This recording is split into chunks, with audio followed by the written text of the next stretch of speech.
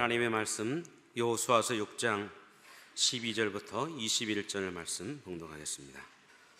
또 여호수아가 아침에 일찍이 일어나니 제사장들이 여호와의 궤를 메고 제사장 7은 양각 나팔 7을 잡고 여호와의 궤 앞에서 계속 행진하며 나팔을 불고 무장한 자들은 그 앞에 행진하며 후군은 여호와의 궤 뒤를 따르고 제사장들은 나팔을 불며 행진하니라. 그 둘째 날에도 그 성을 한 번 돌고 진영으로 돌아오니라. 엿새 동안을 이같이 행하니라.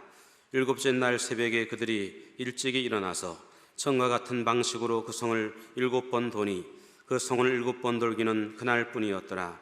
7번째에 제사장들이 나팔을 불 때에 여호수아가 백성에게 이르되 외치라. 여호와께서 너희에게 이 성을 주셨느니라. 이 성과 그 가운데 있는 모든 것은 여호와께 온전히 바치되 기생 라합과 그 집에 동거하는 자는 모두 살려주라. 이는 우리가 보낸 사자들을 그가 숨겨 주었음이니라. 너희는 온전히 바치고 그 바친 것 중에서 어떤 것이든지 취하여 너희가 이스라엘 진영으로 바치는 것이 되게 하여 고통을 당하게 되지 아니하도록 오직 너희는 그 바친 물건에 손대지 말라.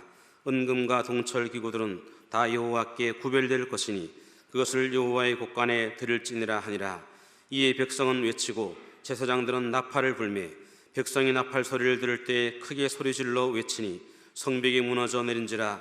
백성이 각기 앞으로 나아가 그 성에 들어가서 그 성을 점령하고 그 성 안에 있는 모든 것을 온전히 바치되 남녀노소와 소와 양과 나귀를 칼날로 멸하니라. 아멘. 오늘 한 해도 시작하는 듯 하더니 두째 주간이 됐어요. 오늘도 하나님의 약속 속에서 여리고를 정복하는 에너지가 있기를 주의 이름으로 축원합니다. 우리 옆에 계신 분 보고 잘 오셨습니다. 아주 잘 오셨습니다. 너무 귀하게 잘 오셨습니다. 하나님은 우리에게 여러 가지 약속을 하셨어요. 그 약속을 보면 기도해라, 두드리라, 찾으라, 그렇게 약속하셨는데 찾을 것이요 열릴 것이요 이렇게 약속을 하셨어요. 그뿐만 아니라 구약 성경에 보면은 이스라엘 백성에게 내가 적각 뿌리 흐르는 가나안 복지를 너희에게 주리라 그렇게 약속하셨어요. 그래서 적각 뿌리 흐르는 땅으로 이스라엘 백성이 애굽에서 나가서 쫙 가는 거예요. 그냥 가가지고 그냥 차지하는 게 아니라 그 가는 행로가 상당히 힘들고 어려워요. 그 가는 길목에는 홍해도 있고 그 가는 길목에는 강야도 있고 대적도 있고 그렇단 말이에요. 그만 그런 것이 아니라 신약에 와가지고 그 선지자가 약속을 하셨어요. 말세에 요엘서를 통해 약속한 걸 보면 그때에 내가 내 영으로 남종과 여종들에게 부어줄 것이며 내가 이적으로 하늘과 땅을 베풀리니 땅에 베풀리니 그 피와 불과 연기 기둥이라는 말씀이 있어요. 그러면 이제 우리가 지금은 심령 천국을 이루어야 되는데 또 성령을 받아서 변화되어야 되는데 그 과정도 그렇게 순탄하지는 않다 그렇게 보는 거죠. 그래서 하나님께서 말세에 성령을 보내기로 약속을 하셨는데 그 약속도 하나님이 지켰었어요. 성경 사도행전 2장 1절에서 4절 보면 오순절남이 미루메라고 하는 말씀이 있어요. 그들이 다 같이 한 곳에 모여 홀연히 하늘로부터 급하고 강한 바람 같은 소리가 있어 그들 앉은 온 집에 가득하며 마치 불의 혀처럼 갈라지는 것들이 그들에게 보여 각 사람 위에 하나씩 임하여 있더니 그들이 다 성령의 충만함을 받고 성령의 말하게 하심을 따라 다른 방언으로 언어로 언들로 말하게 하시길 시작하니라 하는 말씀이 기록이 되어 있습니다. 그럼 하나님의 약속은 이루어지는데 그 이루어지는 과정 속에서 우리가 해야 될 일이 있다고 말이에요. 그래서 성령이 이 땅에 임하는 거 하나님 약속하셨지만 그 약속을 받는데 보면 사도행전 2장 18절에 38절에 이렇게 말씀을 하고 있어요. 베드로가 이르되 너희가 회개하여라는 말이죠. 각각 예수 그리스도 이름으로 세례를 받고 제사함을 받으라. 그리하면 성령을 선물로 받으리니 라고 얘기를 하죠. 그러면 말세에 나타나는 성령의 역사하심도 회개라고 하는 그 관문을 통해서 우리에게 임하게 되는 거예요. 그러니까 우리가 하나님의 약속을 받을 때는 최선을 다하고 순종하는 삶이 하나님의 능력을 덧입고 사는 방법이라는 것을 알고 오늘도 새로운 각오를 가지고 일어서게 되기를 주님의 이름으로 축원합니다. 그래서 여기에 보면 하나님이 이스라엘 백성에게 광야 40년 동안 연단하셨어요. 그럼 광야에 40년 동안 가나안 가는 길목에서 연단하셨을 때 하나님의 살아계심을 체험시켰어요. 하나님의 살아. 아침에는 만나를 내려서 하나님의 존재를 인식시키고 저녁에는 메추라기를 보내가지고 그 이스라엘 백성들 고기 먹고 싶은 이들에게 고기를 먹여주는 거예요. 아침에도 하나님의 역사를 체험하고 저녁에도 하나님의 역사를 체험하고 낮에 태양이 장렬하게 내려질 때 그때는 하나님이 구름 기둥을 다 보내가지고 막을 치듯 천막을 치듯 쳐서 이스라엘 백성을 보호했고 저녁에 기온이 떨어질 때는 불기둥을 보내서 그들로 하여금 따뜻함을 느끼면서 살게 했습니다. 그 하나님을 체험시켰어요. 그런데 하나님을 체험시켰음에도 빨리 변화되지 않는 사람이 있어요. 애굽에서 그 문화에서 찌들어버린 사람들은 빨리 변화가 안 되는 거예요. 그러니까 하나님이 40년 동안 광야 생활을 하게 하면서 애굽에서 나온 사람들은 다 세상을 떠나는 거예요. 그런 다음에 하나님께서 광야에서 태어난 사람들과 여호수아와 갈렙을 이제 적각 꿀이 흐르는 땅으로 인도를 하게 되는 과정이 오늘 성경에 나타나 있습니다. 여호수아 5장 4절 5절에 보니까 여호수아가 할례를 시행한 까닭은 이것이니 애굽에서 나온 모든 백성 중 남자 고운 모든 군사는 애굽 땅에서 애굽에서 나온 후 광야의 길에서 죽었는데 그랬습니다. 그 나온 백성은 다 할례를 받았으나 다만 애굽에서 나온 후 광야 길에서 난 자는 할례를 받지 못하였습니다 라는 말씀이 있어요. 그런데 왜 애굽에서 나왔던 많은 사람들이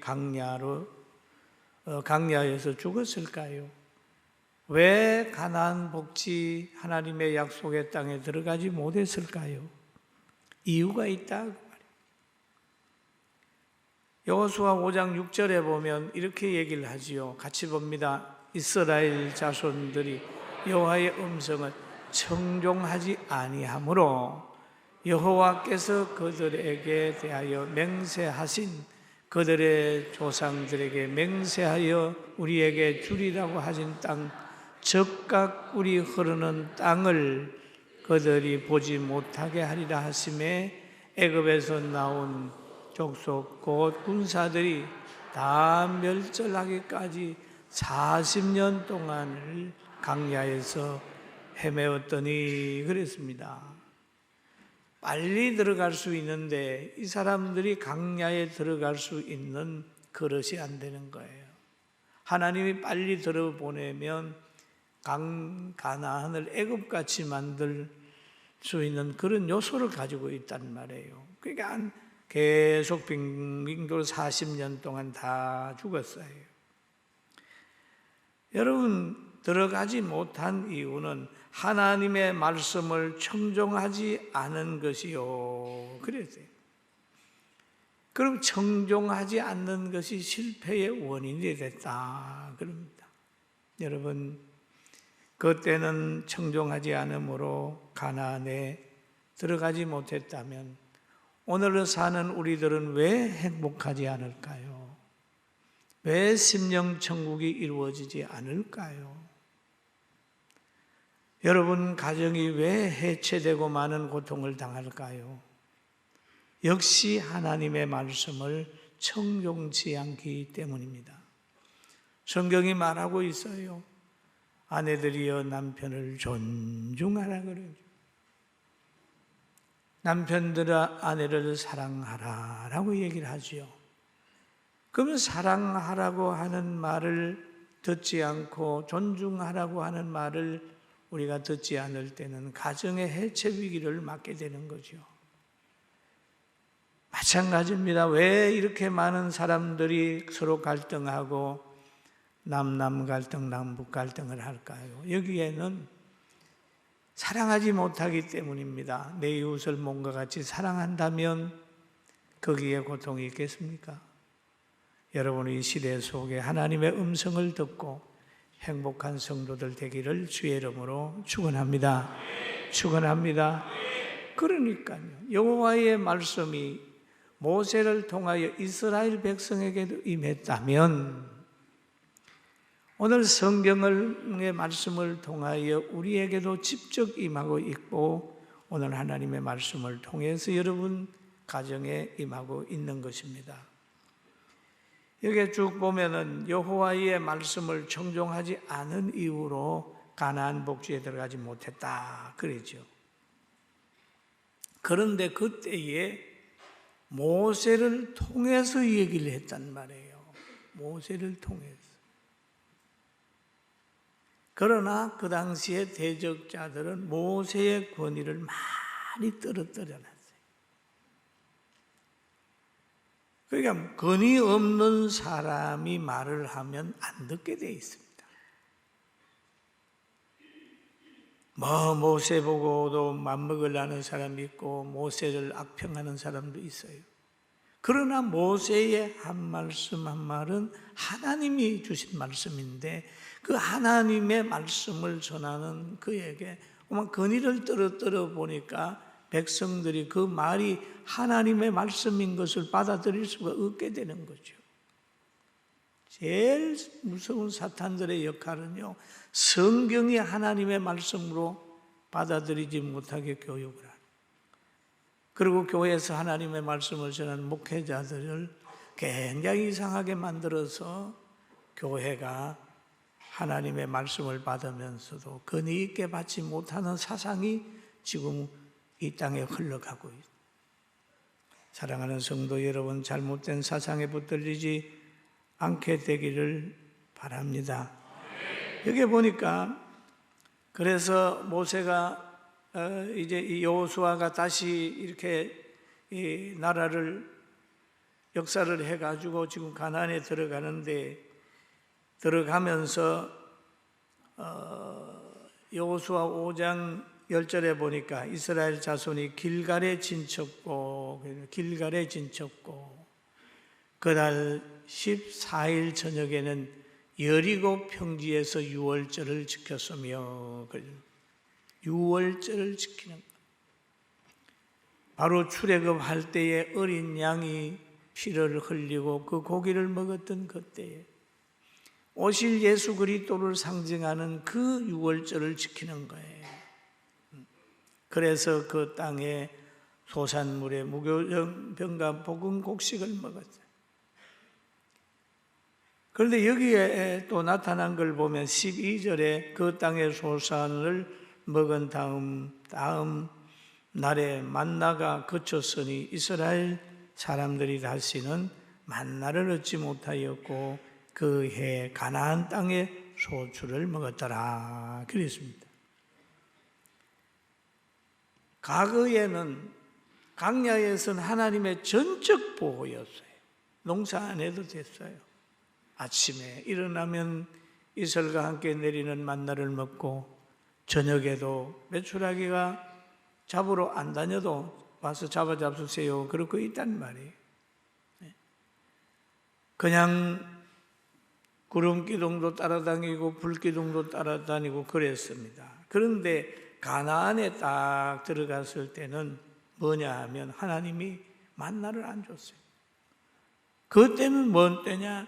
땅을 주시고 씨를 주시고 늦은 비와 이른 비를 내리게 해서 농사한 것마다 풍년을 주어가지고 하나님의 사랑을 기억하면서 절기를 지키게 만든 때가 있었습니다. 우리도 마찬가지입니다. 때를 알아야 됩니다. 때를. 사람이 세상에 태어나가지고 전적으로 보호받을 때가 있습니다. 어릴 아기 때 보면은 울면은 젖 먹여주고 화장실 안 가도 그냥 해도 다 넘어갈 때가 있어요. 다. 그러나 조금 더 크면은 점점점 자기가 해야 될 일들이 많아지는 거예요. 그리고 노년이 되면 그동안 자녀를 키우고 그 다음은 행위대로 또 이 보상을 받고 살다가 하나님이 부르는 날 눈물 없고 한숨 없고 고통 없는 그 천국으로 믿는 우리들은 가게 되는 거예요. 할렐루야. 할렐루야. 우리에게는 희망이 있어요. 희망이 있습니다.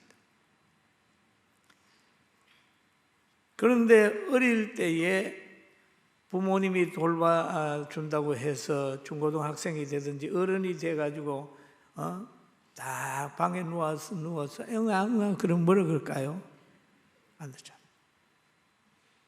그 하나님이 사람을 이렇게 축복을 하실 때도 다 이렇게 때를 따라 하게 되니까 하나님이 맡긴 직분이나 하나님이 맡긴 그 위치 속에서 열심히 깨어있기를 주의 이름으로 축원합니다. 그러면 가나안에 들어가는 거예요. 들어가는데 가나안에 뚝 들어가려고 하면 길목에 뭐가 있냐면 여리고성이 있는 거예요. 그 여리고성을 정복을 해야 되는 거예요. 여러분 우리나라를 완전히 정복하려고 하면 과거의 남한산성을 정복을 해야 되지 않습니까? 그런 것처럼 여리고성을 무너뜨려야 된단 말이에요.